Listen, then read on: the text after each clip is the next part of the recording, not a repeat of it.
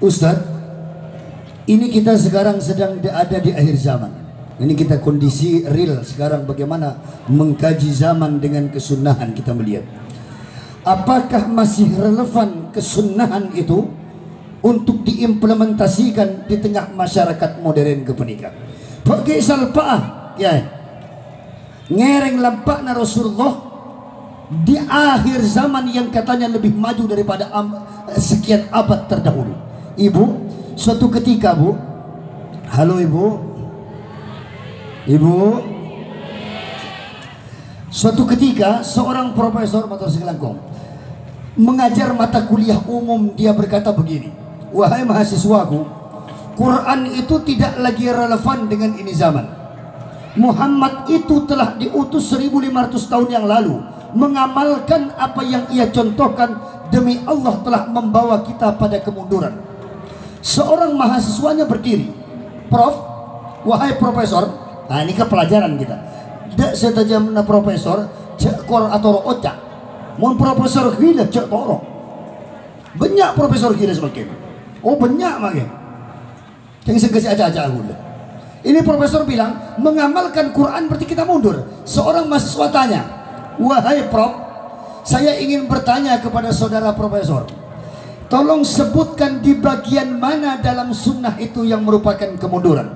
Apakah ketika Rasulullah menjadi Rasul, pada saat itu ia memimpin hampir sepertiga dari belahan dunia ada dalam jaminan, dalam zimmah, dalam jaminan Rasulullah SAW, dan saat itu tidak ada seorang pun yang kelaparan. Apakah rasa aman terhadap lapar itu bagian dari kemunduran, Profesor? Diam itu Profesor. Atau Anda ingin mundur satu abad setelahnya, 10 tahun setelahnya, di masa Umar bin Khattab menguasai setengah belahan dunia. Apa yang dilakukan Umar waktu Kak Dintebu? Umar memikul gandum mengantarkan ke rumah orang-orang miskin dengan memanggulnya sendiri, tidak membawa ajudan. Beliau langsung memberi makan orang-orang miskin. Apakah menurut Profesor itu kemunduran? Ketika Umar mampu menaklukkan Persia, ketika Umar mampu menaklukkan Romawi, apakah itu kemunduran, Prof? Diam itu Profesor. Atau Profesor ingin mundur cung jauhan ke budi. Saat itu Amerika meminta kepada Turki untuk memberi makan orang-orang Eropa yang sedang terserang kelaparan. Apakah itu mundur? Kemajuan yang dialami Turki, Profesor. Diam itu Turki, Profesor. Prof, apakah Profesor ingin abad pertengahan saat lahirnya Ibnu Sina yang kitabnya diterjemahkan dalam 36 bahasa, filsafatnya, kedokterannya oleh orang barat? Ibnu Sina dirubah namanya dengan sebutan Avicenna. Lahirnya Ibnu Rus dirubah oleh orang kafir dengan sebutan Averroes. Apakah ilmu kedokteran yang maju di abad itu, ilmu filsafat, ilmu arsitek, apakah itu kemunduran, wahai Profesor? Diam itu Profesor. Atau saat ini, wahai Prof, saat Bani, yaitu saat itu dinasti Fatimiyah, bila ada harta orang jatuh di pasar, 3 tahun pun harta itu tidak akan bergeser dari tempatnya. Kenapa? Karena tidak ada orang yang mau mengambil harta milik orang lain, karena akan dihad atau dihukum potong tangannya dalam Islam. Apakah menurut Profesor itu kemunduran? Itu Profesor cengang pas nondu tak bisa ajawab. Apa yang ingin saya sampaikan?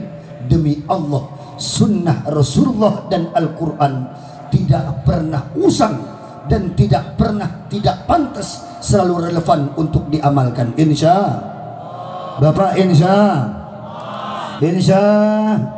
Ibu, insya. Bagaimana teernya Rasulullah? Nabi kalau makan, melihat makanan yang disuguhkan, Nabi tidak pernah mengomentarinya. Ini kan akhlak. Mana bibi-bibinya, Nabi Ummul Mukminin disiapkan makanan, Nabi makan kalau suka, kalau tak suka Nabi tak ada apa itina, gak akan suka pak itina. Maka istrinya tahu bahwa Nabi tidak suka dengan itu masakan. Atau kalau Nabi ingin menasehatinya, Nabi dengan cara yang baik. Ini akhlaknya Rasulullah. Mon paringi teeren, tak paringi buja iglopai, Nabi tetap kikir.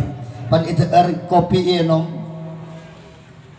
mi pai, tak ya bibi Rasulullah. Pas ikato ibu ini na Aisyah, ta'ali ya Umairo, kemari sayang. Duduklah Aisyah, ya ada. Wahai Aisyah, Sudah lama kita tidak ngopi berdua. Caranya Nabi menegur istrinya, kopi ini kopi baik. Kita gini, mi baik kopi ini kaki punten. Pas kita tanya, lah Abi tak ngopi kedua ya, hari Abi kita ngopi ya. Aisyah minum, pahit kopinya ya Rasul. Rasul tersenyum, masuk lempanting, nangis Aisyah. Ya Allah, tang laki mi ingat ruya, mi tak kikir kan kopral kopin, tak beri ku lagi buru. Ini akhlaknya Nabi. Apakah ini tidak relevan? Ini makin mulia, walau ini zaman pakun bagus, walau diamalkan di zaman tetap saja baik.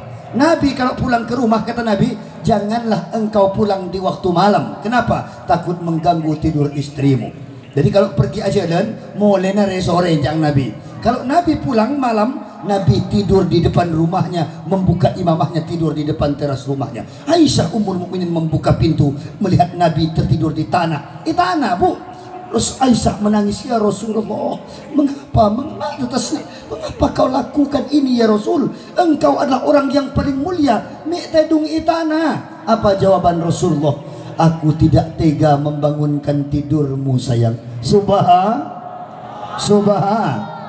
Reng laki ngaruh. Apa tak bagus? Bagus. Bagaimana Rasulullah berakhlak? Seperti itulah. Maka akhlaknya Rasulullah tidak akan pernah lekang. Maka seorang pengarang buku, seorang ateis mengatakan, di antara tokoh paling berpengaruh di dunia tidak lain adalah Sayyiduna Muhammad sallallahu alaihi wasallam. Mengakhiri ini pengajian, sebelum saya tutup, saya ingin menyampaikan ini kula bersampean, saya ingat untung sampean nikah keluarganya Kiai Muallim, maka beruntunglah.